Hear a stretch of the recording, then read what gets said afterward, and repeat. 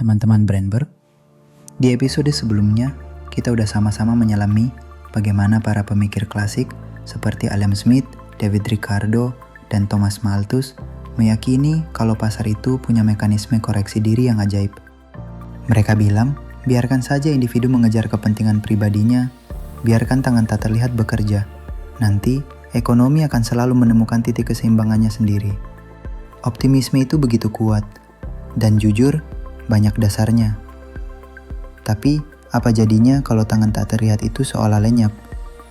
Apa jadinya kalau pasar yang katanya bisa menyembuhkan diri sendiri, justru terjebak dalam krisis yang berkepanjangan?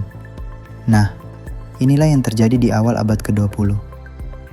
Tepatnya, tahun 1929. Saat dunia dihantam oleh sebuah peristiwa yang mengubah segalanya. Depresi besar. Bayangin teman-teman. Jutaan orang kehilangan pekerjaan, pabrik-pabrik tutup, bank-bank kolaps, dan kemiskinan merajalela di mana-mana. Ini bukan krisis biasa yang bisa pulih dalam beberapa bulan. Ini berlangsung bertahun-tahun. Para ekonom klasik sibuk bilang, sabar, pasar sedang koreksi diri. Tapi kenyataannya, krisis ini justru makin parah.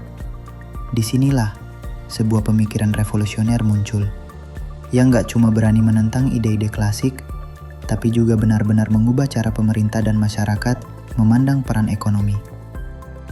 Inilah kisah tentang ekonomi Keynesian, sebuah paradigma baru yang mengubah nasib jutaan orang dan membentuk wajah ekonomi modern yang kita kenal sekarang. Siap-siap, karena obrolan ini akan memberikan kalian kacamata kedua untuk melihat pola-pola ekonomi, memahami kenapa pemerintah seringkali perlu campur tangan, dan bagaimana kita bisa menghadapi ketidakpastian di masa depan dengan lebih strategis. Ini bukan sekadar pelajaran sejarah. Ini adalah panduan praktis untuk memahami kekuatan besar yang membentuk dunia keuangan dan kebijakan di sekitar kita. Jadi, apa itu ekonomi Keynesian? Ini adalah aliran pemikiran ekonomi yang lahir sebagai respon langsung terhadap kegagalan ekonomi klasik dalam menjelaskan dan mengatasi depresi besar. Dan di pusat pemikiran ini ada satu nama besar yang jadi poros revolusi, John Maynard Keynes. Bayangkan, di tengah kekacauan ekonomi dunia, saat jutaan orang kehilangan pekerjaan, saat ketidakpastian mengguncang pasar global, Keynes muncul dan dengan lantang menjualakan sebuah kebenaran baru. Pasar tidak selalu bisa menyembuhkan dirinya sendiri. Kadang, pasar bisa terjebak dalam kondisi keseimbangan yang justru buruk, seperti pengangguran yang tinggi, produksi yang rendah, dan itu bisa berlangsung lama, sangat lama. Menurut Keynes, masalah utama dari depresi besar bukanlah kurangnya pasokan barang, tapi justru kekurangan permintaan agregat. Total pengeluaran dari rumah tangga, dari perusahaan, dari pemerintah itu terlalu rendah. Orang-orang gak punya uang atau takut buat belanja. Perusahaan akhirnya berhenti produksi, PHK di mana-mana, dan siklus buruk ini terus berputar. Jadi kalau klasik bilang supply creates its own demand, Keynes justru bilang demand drives supply. Mari kita bedah beberapa ide sentral dari John Maynard Keynes yang benar-benar mengubah pandangan dunia tentang ekonomi. Ini bukan cuma teori di buku, tapi prinsip yang membentuk banyak kebijakan yang kita lihat hari ini, dari subsidi sampai program pembangunan. Ide pertama, pentingnya permintaan agregat dan peran konsumsi. Keynes punya pandangan yang berbeda tentang bagaimana ekonomi bergerak. Kalau klasik fokus pada sisi produksi, supply, Keynes justru bilang bahwa permintaanlah yang menjadi pendorong utama ekonomi. Bayangkan sebuah gerbong kereta ekonomi. Gerbong ini akan bergerak kencang kalau ada yang terus mendorongnya, yaitu permintaan. Dalam pandangan Keynes, kalau masyarakat, konsumen, perusahaan, dan pemerintah gak belanja atau investasi, maka barang yang diproduksi gak akan laku. Akibatnya, perusahaan rugi, gak mau produksi lagi bahkan memberhentikan karyawan. Ini menciptakan siklus resesi atau depresi. Jadi untuk mengatasi krisis, kita harus meningkatkan permintaan agregat. Ini menjelaskan kenapa di masa resesi, pemerintah seringkali mendorong masyarakat untuk belanja, misalnya dengan diskon besar-besaran atau memberikan bantuan tunai. Tujuannya, memutar kembali roda ekonomi dari sisi permintaan. Ide kedua, pasar bisa terjebak dalam keseimbangan pengangguran yang tinggi. Ini adalah poin yang paling frontal menentang keyakinan klasik. Klasik percaya, kalau ada pengangguran, upah akan turun dan orang akan kembali dipekerjakan. Selesai.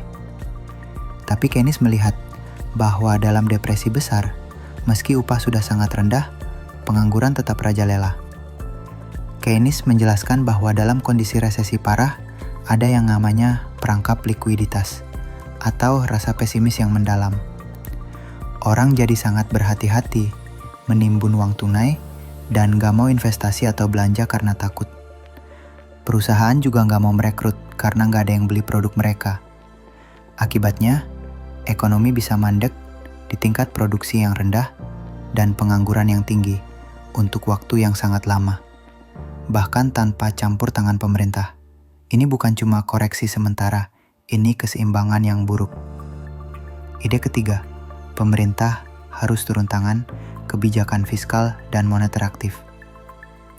Karena pasar gak bisa selalu menyembuhkan diri sendiri, Keynes berargumen, pemerintah harus secara aktif campur tangan untuk mengelola permintaan agregat dan menstabilkan ekonomi. Inilah inti dari revolusi Keynesian. Ada dua alat utama yang bisa dipakai pemerintah. Kebijakan fiskal. Langkah-langkah pemerintah terkait pengeluaran dan pajak. Pengeluaran pemerintah. Kalau ekonomi lesu, pemerintah bisa sengaja meningkatkan pengeluaran. Misalnya, membangun infrastruktur, jalan, jembatan, proyek-proyek publik, atau bahkan stimulus langsung ke masyarakat. Tujuannya, agar ada uang berputar di ekonomi, menciptakan lapangan kerja, dan mendorong konsumsi. Ini terkenal dengan istilah deficit spending. Pemerintah sengaja berhutang untuk menstimulus ekonomi. Contoh paling ikonik, New Deal di Amerika Serikat pasca depresi besar. Penurunan pajak. Kalau pajak lebih rendah, masyarakat dan perusahaan punya lebih banyak uang di tangan mereka, yang diharapkan akan dibelanjakan atau diinvestasikan. Efeknya, permintaan naik. Kebijakan moneter. Langkah-langkah bank sentral seperti Bank Indonesia terkait suku bunga dan suplai uang. Kalau ekonomi lesu, bank sentral bisa menurunkan suku bunga. Pinjam uang jadi lebih murah. Orang dan perusahaan terdorong untuk investasi dan belanja. Bank sentral juga bisa menambah suplai uang di pasar. Keynesian percaya, intervensi ini bukan cuma solusi jangka pendek, tapi cara untuk membawa ekonomi kembali ke jalur pertumbuhan dan full employment. Ide keempat, pentingnya ekspektasi dan sentimen. Keynes sangat menekankan peran ekspektasi dan sentimen dalam ekonomi, sesuatu yang bagi para pemikir klasik dianggap kecil. Kalau klasik menganggap ekspektasi itu rasional dan selalu sempurna, Keynes melihatnya sebaliknya. Ekspektasi bisa sangat tidak rasional dan mudah berubah. Dia menyebutnya animal spirits. Bayangin, kalau semua orang pesimis tentang masa depan ekonomi, mereka cenderung menahan belanja dan investasi, dan itu beneran bikin ekonomi melambat. Tapi sebaliknya, kalau optimis, mereka belanja, investasi, dan ekonomi terdorong naik. Mood kolektif masyarakat punya kekuatan besar untuk menggerakkan ekonomi. Inilah kenapa pemerintah atau bank sentral sering berusaha menjaga optimisme publik. Mungkin kalian bertanya, sejauh mana ide-ide Keynesian ini benar-benar diterapkan di dunia nyata? Jawabannya sangat luas. Setelah depresi besar, ide Keynes ini jadi cetak biru bagi banyak negara untuk mengelola ekonominya. Coba kita lihat di era modern. Krisis keuangan 2008. Saat krisis global melanda, banyak negara, termasuk Amerika Serikat dan negara-negara Eropa, menerapkan paket stimulus besar-besaran, menurunkan suku bunga ke level terendah, dan bahkan melakukan quantitative easing. Ini murni strategi Keynesian untuk mencegah dunia jatuh ke depresi besar lagi. Pandemi COVID-19. Saat pandemi menghentikan sebagian besar aktivitas ekonomi, pemerintah di seluruh dunia menggelontorkan triliunan dolar, bantuan sosial, subsidi upah, dan stimulus fiskal. Bank sentral juga secara agresif menurunkan suku bunga, bahkan mencetak uang. Ini adalah respons Keynesian klasik untuk menjaga roda ekonomi tetap berputar di tengah guncangan luar biasa. Pengangguran dan inflasi. Debat tentang bagaimana mengatasi pengangguran atau inflasi seringkali melibatkan pertimbangan Keynesian. Ketika pengangguran tinggi, ada desakan untuk intervensi pemerintah.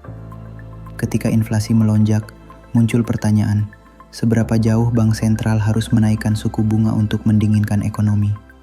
Jadi bisa dibilang, kita hidup di dunia yang sangat dipengaruhi oleh pemikiran Keynesian.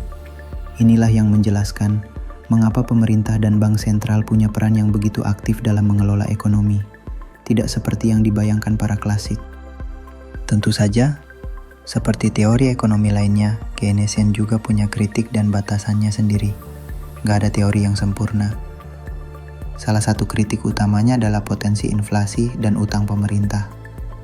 Kalau pemerintah terus-menerus menggelontorkan uang atau berutang untuk stimulasi, ada risiko harga-harga naik terlalu cepat, inflasi, atau bahkan beban utang negara jadi tidak terkendali. Inilah perdebatan abadi antara pendukung Keynesian dan mereka yang lebih konservatif secara fiskal. Kritik lain menyasar ke efektivitas intervensi itu sendiri. Apakah stimulus benar-benar sampai ke tangan yang tepat? Apakah ada lag, jeda waktu antara kebijakan diterapkan dan dampaknya terasa? Dan yang paling manusiawi, apakah politisi akan selalu membuat keputusan terbaik untuk ekonomi, atau justru didorong oleh kepentingan politik jangka pendek? Pertanyaan-pertanyaan ini valid dan menjadi dasar kritik yang muncul terhadap pemikiran Keynesian. Namun, satu hal tekap tak bisa dipungkiri, Keynesian telah memberi dunia sebuah cara pandang baru. Ia mengubah cara kita melihat krisis ekonomi, dari sesuatu yang harus diterima sebagai nasib pasar, menjadi tantangan yang bisa diatasi, dengan kebijakan yang tepat, di waktu yang tepat. Jadi teman-teman Brainbird, kita sudah menyelesaikan petualangan kita di dunia ekonomi Keynesian. Kita sudah melihat bagaimana di tengah krisis depresi besar, seorang pemikir jenius bernama John Maynard Keynes berani menantang pandangan konvensional. Dia menunjukkan bahwa pasar tidak selalu sempurna, bahwa permintaanlah yang jadi mesin penggerak utama, dan bahwa pemerintah punya peran vital untuk turun tangan menstabilkan ekonomi dengan kebijakan fiskal dan moneter yang aktif. Ini adalah kacamata kedua yang sangat penting untuk memahami ekonomi kita. Kalau ekonomi klasik mengajarkan kita tentang kekuatan alamiah pasar bebas, kompetisi, dan pentingnya produksi, maka ekonomi Keynesian melengkapinya dengan pemahaman bahwa dalam kondisi tertentu, pasar bisa macet, dan intervensi yang cerdas dari pemerintah itu sangat dibutuhkan untuk menyelamatkan dan memulihkan ekonomi. Dua pandangan ini, klasik dan Keynesian, seperti dua sisi mata uang yang membentuk inti perdebatan ekonomi modern. Dan kenyataannya, kebanyakan negara saat ini mengadopsi pendekatan campuran, mengambil inspirasi dari keduanya, tergantung pada kondisi dan tantangan yang dihadapi. Dan inilah kesimpulan pentingnya teman-teman. Memahami ekonomi itu bukan cuma soal menghafal teori, tapi tentang fleksibilitas, karena nggak ada satu pendekatan yang bisa cocok untuk segala situasi. Ekonomi sangat bergantung pada kondisi dan konteks yang kita hadapi. Ada saatnya pasar bebas perlu dioptimalkan, dan ada saatnya pemerintah perlu turun tangan untuk menjaga stabilitas. Kita harus bisa membaca dinamika itu. Dan itulah kekuatan pengetahuan ekonomi. Memahami keduanya akan bikin kita jadi pengamat dan pelaku ekonomi yang jauh lebih cerdas. Nah teman-teman, setelah kita bedah tuntas ekonomi Keynesian ini, apa insight paling berharga yang kalian dapat? Konsep mana dari Keynesian yang paling nyambung sama fenomena ekonomi yang kalian lihat atau bahkan alami hari ini?